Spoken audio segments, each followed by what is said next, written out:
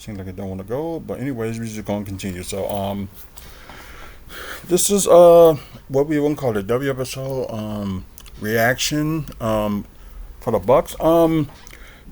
As you know, reports been going out for like a while now that the 7 foot 1 or 7 foot 2 big man Hansen Yang, he did, like, I guess they showed him in combine, and he played like a 5-on-5 today. And but then again, this was rumored since last week that the Bucks may use their 47 pick on him. So to be truthful,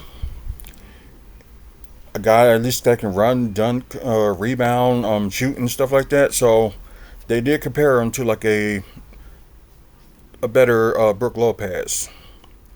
So cause I know I talked about this last week, and plus y'all probably already seen the video of that. But yeah, let's see, cause I think they put some videos from what he did today, and I apologize because some odd reason I can't get that video. There we go.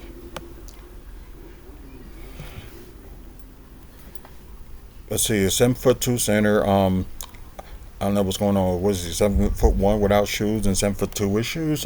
I don't know. So it's kind of the same thing they did, with Tyler Smith. They once had him at 6'11", then 6'9", so it's just kind of weird. So it's just crazy. Crazy. Right. So Ryan Hammer on I believe this is X, the biggest draft stock risers from this week's NBA draft. So they do got he does got Handsome Yang in that mix. So hopefully we don't get screwed like we did last year, because I think the last year draft we was going to get a big man, but things happened. He was getting the player we wanted. Pelicans were getting the player we want.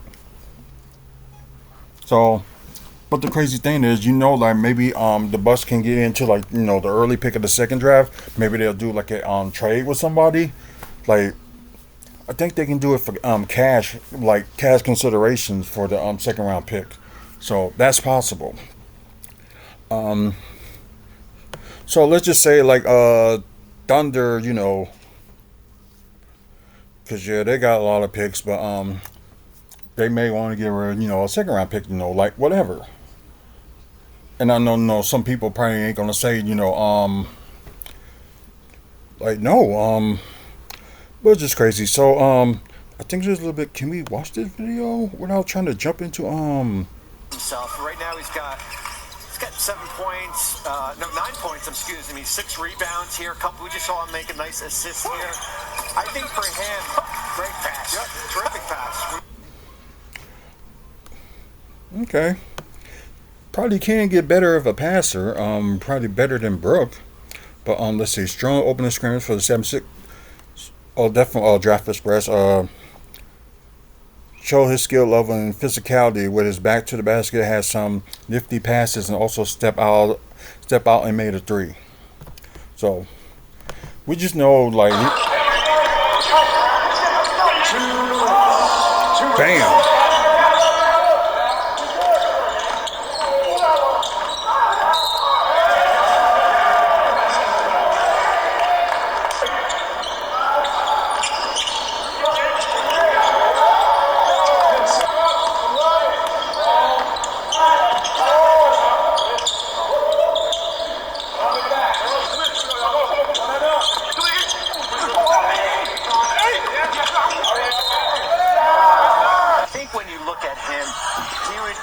I think his IQ is not that bad. So when you're looking at Brooklyn, come here, let me get this off of you. I think it's time. There you go. But anyways, it seems like I know they're gonna just want him like to try to get stronger, and I think that is the case. And I think it will happen. But yeah. So one issue about him though is the language barrier. And yeah, some of these players, from international, they ain't gonna. Some of them don't speak like full English yet, or some of them, they already have like maybe just practice it just in case they end up in the NBA or somewhere. That's a possible. So he really feel happiness here. So about to say, I know somebody did have a interpreter at one point that was with the Bucks, and oh no, it was the Brewers. I'm sorry, it was with Jackson Truriel. So I think he's probably know a little bit more English, but probably still got stuff to work on English wise. So yeah, that's cool. So I know they're probably saying this, why the Milwaukee Bucks should draft him. I'm sorry. The Bucks will pick 40, of course, a 47 pick. We know that. But Bleacher Report's Jonathan Wasserman said Yang would be a good selection for them, which I agreed. But like half of these things, like saying like, okay, the Bucks should select this player, and they end up, not selecting it. So we just hope that's changed. In the CBA, that's the Chinese Basketball Association, 21 points, 11.3 rebounds. So he's putting himself in a conversation this year, especially with next in line offers expected to bring a number of draftable prospects back to college, which I think he will get picked in the draft, but hopefully by the Bucks, just hopefully. Though slower moving and lacking exposition, he developed a high skill level and feels with his footwork and touch shots from the post. 17-made threes make him either more intriguing for the 7'1", 19-year-old that averaged nearly 3 blocks. So it's kind of like the same thing they was talking about last week, but they just added a little bit of highlights from today. But I know he'd probably be more of a project. But like I said, some picks they probably will develop just like that, or it's going to take them like maybe like a year or 2 or 3 years. You never know. But I think the Bucks want to think about their own future. They should get him, but that's just my opinion. But hopefully they will. So wait a minute. The team are reportedly looking to trade Brook Lopez as they needed revitalize the front line after NBA veteran flopped and became unplayable in the postseason. They cannot trade him because he's a free agent. But if they can do a sign to trade, that's probably what they're talking about. But I just don't see like the Bucks doing the sign to trade, or some people were thinking. So I was on Imara's Logic's podcast. They was talking about some of us were saying just let Brook Lopez go, and some other people were saying like get some trade value out of Brook Lopez, or they're just gonna keep him, just like lower his deal. I don't think you should keep him at all, and you just need to view veterans, like including Giannis, and that's pretty much it. You don't need no more veterans. You just got to start focus on the young players, help them develop and help them evolve. And I know they said, excuse me. I know they said that Doc is like incapable, letting the young guys evolve, but as somebody pointed out on that podcast too, that they gotta really want it, and I guess they saying it like it's kind of a sad thing that they don't practice every day like they should be.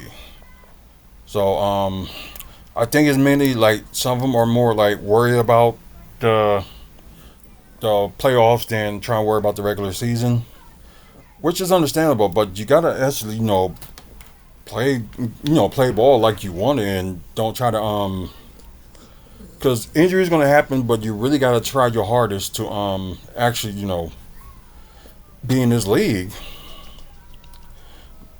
Yeah, just turn it here, and I was just watching TNA for a bit, but it's just like my point is, some players got to want it, and they got to work for it too. So hopefully gets to that state of mind. But anyways, they do got a YouTube video about what he's done when he was in the CBA.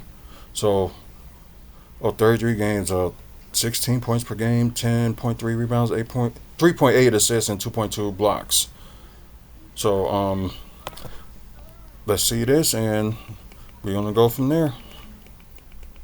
Once you begin dating an Asian lady, you'll soon forget what it feels like to be a lonely American man in your 50s or 60s. Empty evenings and the absence of someone to share joyful moments.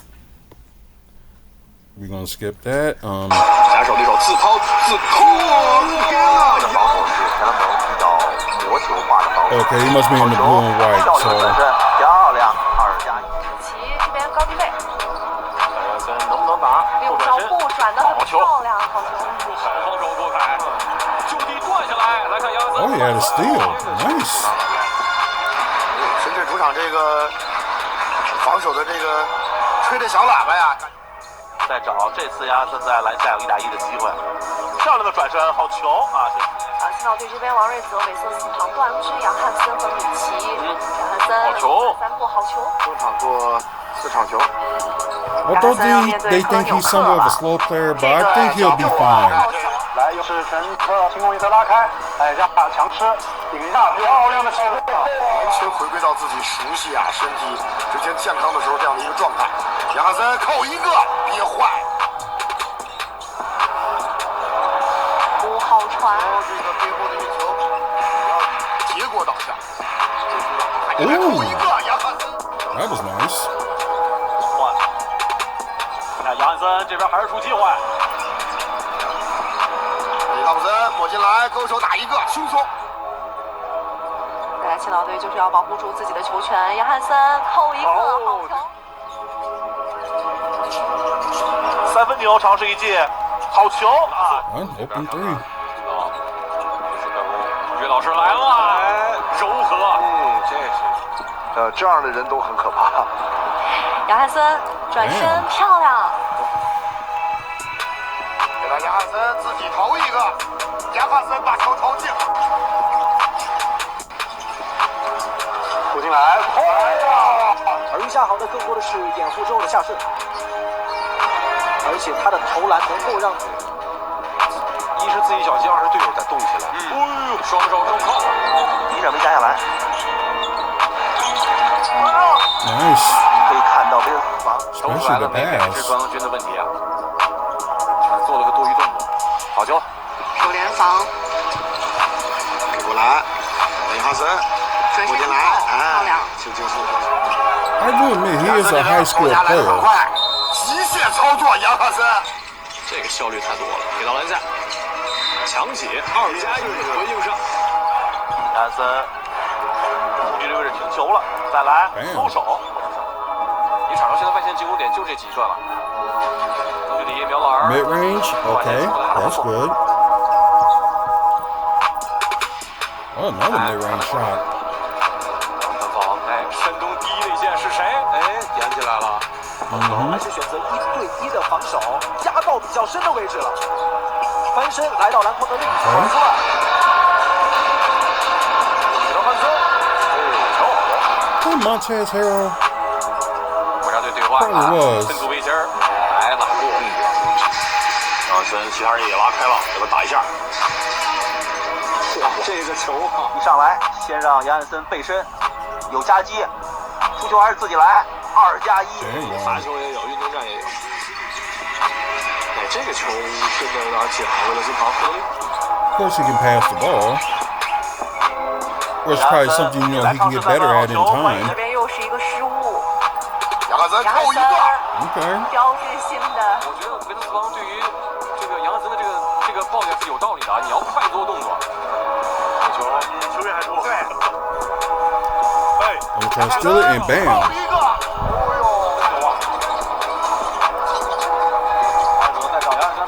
大空位，对这种是的，对他不太卖力的去低位防守的。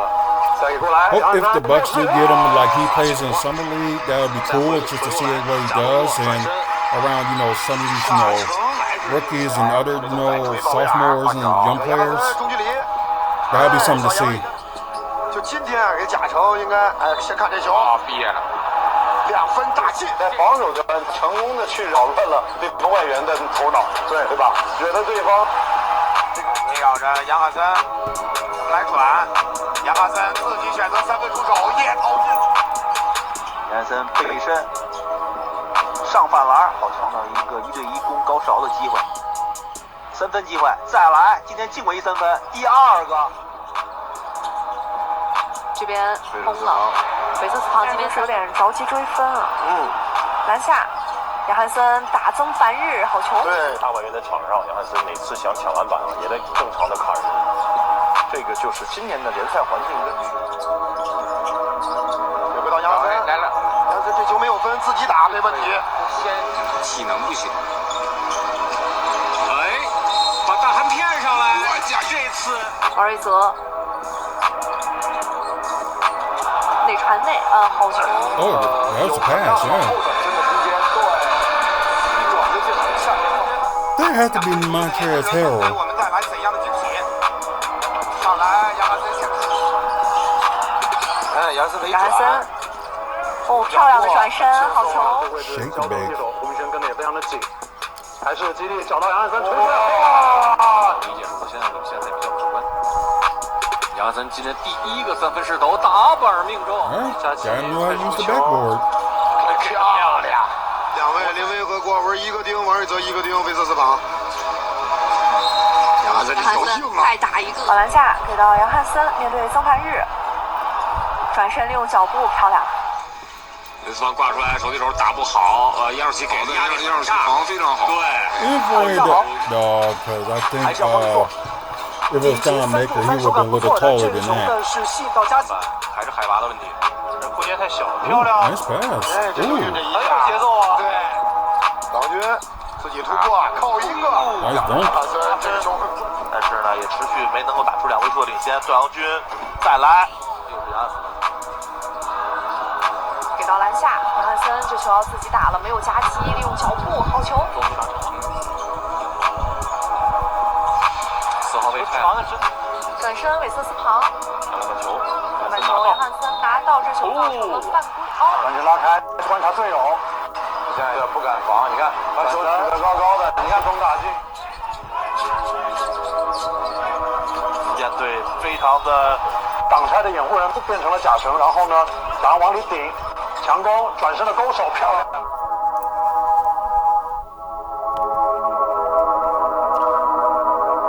Not bad. Like I said, I like his potential. And that'd be cool to see. Okay, they do got a video of how he played today at the NBA Combine.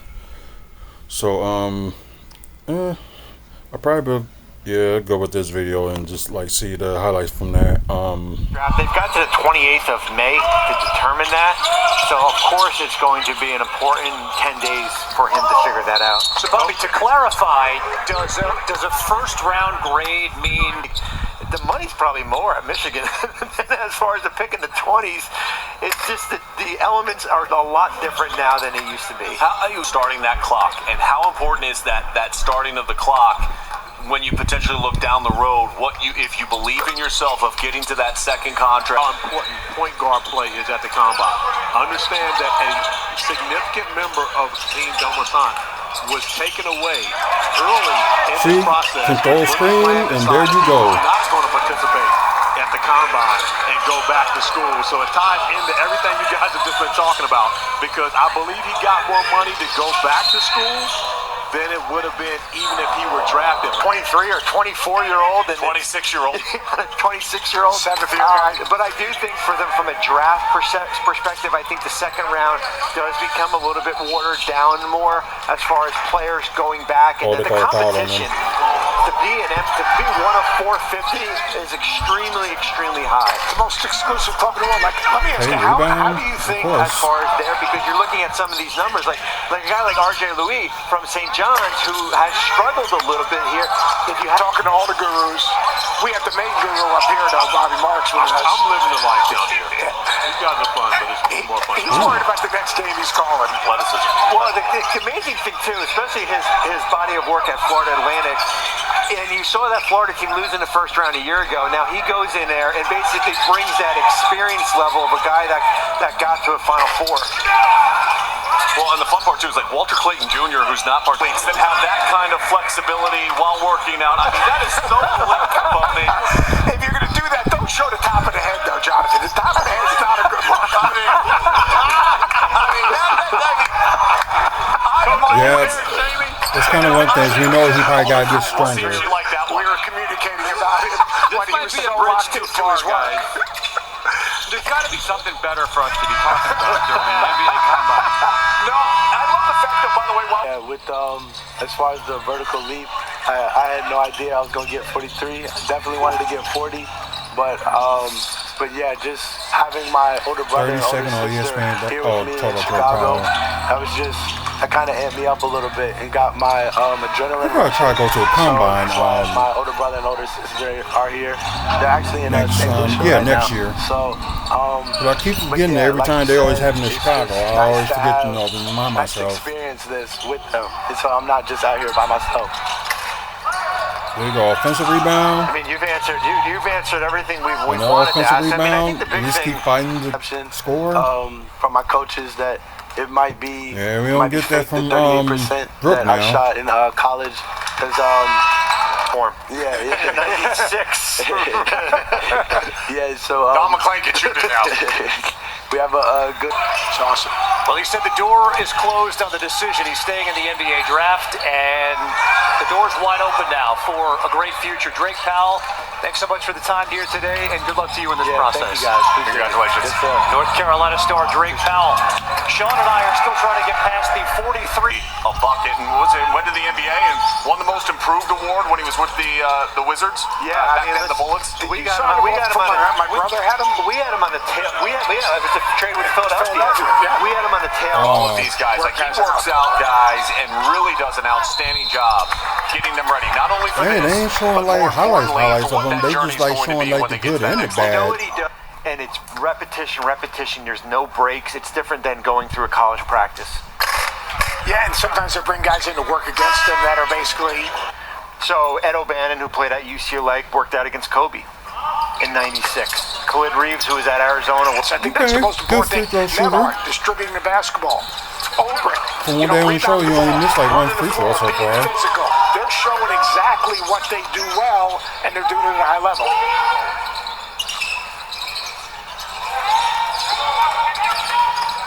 Bobby, how about Hansen Young?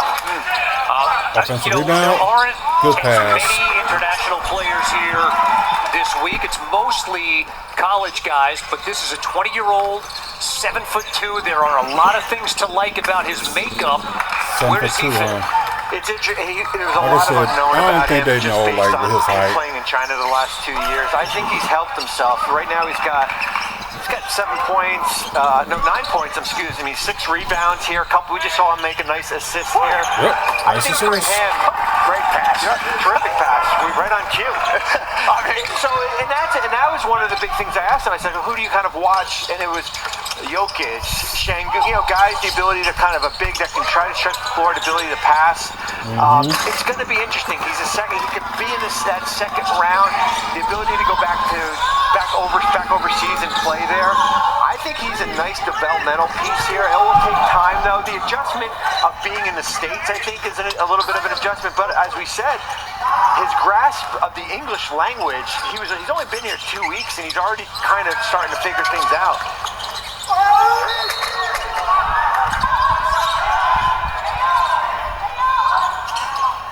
Sean, the player you had an eye on here, and you talked a lot about yesterday, Ryan Nembhard. Those numbers continue to be very, very good. But Ryan Nembhard's ability to orchestrate, read an offense consistently in a two-man game, whether it was with Graham Ike or Braden Huff, consistently up in Spokane. Knock it off.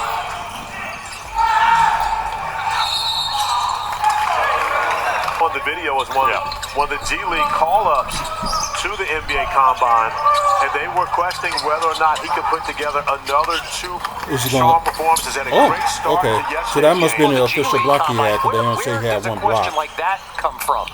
Well, listen, I think, some of it's unfair. I mean, look at... Absolutely do. It is a valid probably need like a little more work on offensive awareness. I praise you all.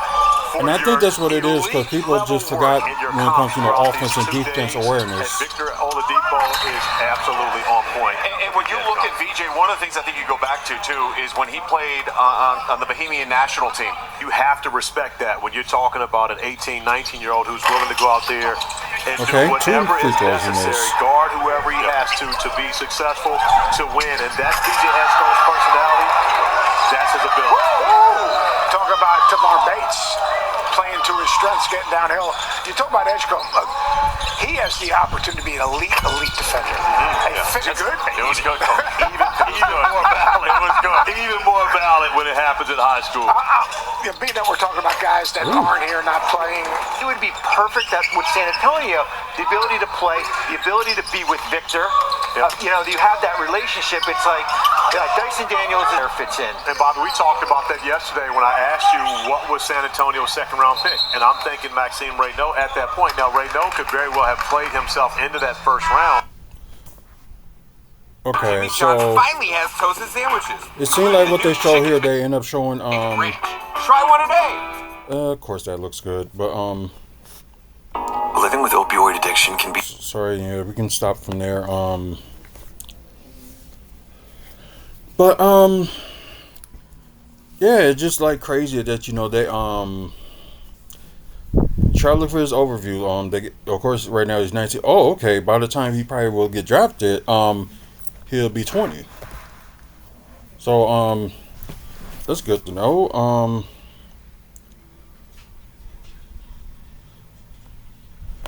Yeah, they just say 7'1", 7'2". They're not saying like his like how he weighs and stuff like that, so they don't even put that on there.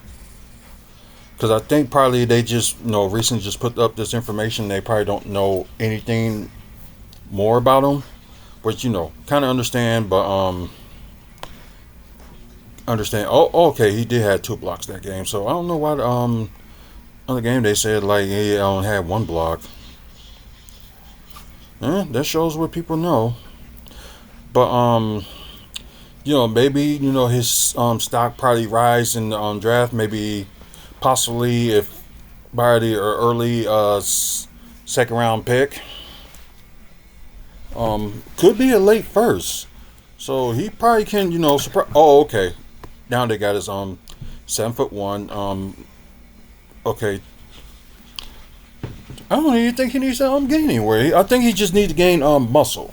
That's probably the only issue. So he's 7'1", 249 pounds, which he probably just need to get muscle. That's probably what it is. Maybe like just more muscle. Like maybe he'll probably get like maybe 6 pounds of muscle, or turn that body into muscle. But then again, like kind of how like kind of lanky he is, I can see that. But that's one of the players that the scoopers think that the Bucks should get. And this one I actually agree, because every time I point out that they need to get a center for the past few years, they don't get it. They get somebody else out of the ordinary. But not saying it's not needed, but the only closest thing they got from like a big man was Tyler Smith. But then again, you got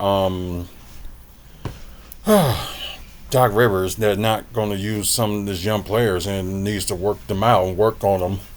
So maybe something like that. But hopefully Bucks don't drop the ball on this one and actually get them.